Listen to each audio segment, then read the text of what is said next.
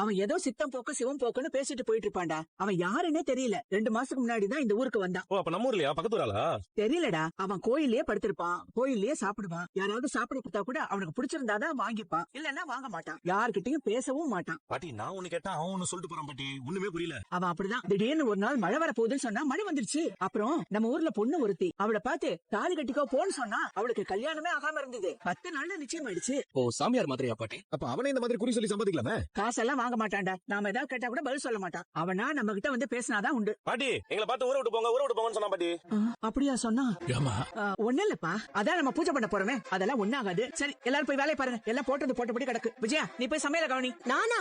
இந்த வீட்டு மருமகன் நீதானே? அதான் மீனா இருக்காளே அத்தை. அவளை நீ உன் வீட்டுல வேலை வாங்குறது பத்தாதா? மகேஸ்வரியும் இந்த மாதிரி ஒருத்தர் சொன்னதா தானே சொன்னா. பாட்டி, உங்களுக்கு வேற புது போன் ஏன் இவங்க எப்படிதான் தூங்குறாங்களோ தெரியல.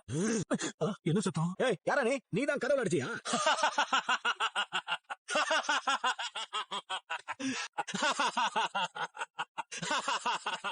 டேய், அடிக்க வந்தடா, போலீஸ்க்கு போன் பண்ணலடா. ஏய், அமைதியா இருடா. ஒரு ஏதோ மனநிலை சரியில்லாதவரா. சரி, அந்த ஏன்டா இப்படி பண்ண போறாப்ல?